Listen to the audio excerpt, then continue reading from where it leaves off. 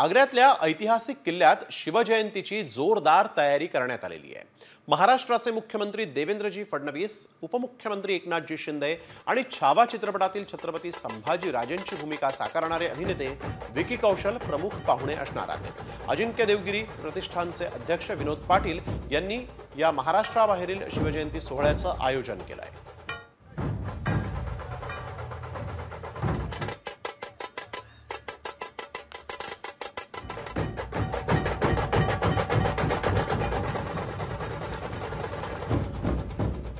तर आमचे प्रतिनिधी माधव सावरगावे यांनी आग्र्यातून आढावा घेतलाय, पाहूया। उत्तर प्रदेशातील आग्र्याच्या ऐतिहासिक किल्ल्यामध्ये आज शिवजयंती उत्साहात साजरी केली जाते। थोड्याच वेळात या किल्ल्यामध्ये कार्यक्रमाला सुरुवात होईल, पण तत्पूर्वी महाराष्ट्रातून आणि महाराष्ट्राच्या बाहेरील राज्यातून वेगवेगळ्या ठिकाणातून आलेले शिवप्रेमी त्यांचा अलोट उत्साह या किल्ल्याच्या बाहेर दिसतो आहे। ढोल पथक आहे, त्याचबरोबर या सगळ्या ढोल पथकामध्ये शिवप्रेमी मोठ्या उत्साहामध्ये सहभागी झालेले आहेत।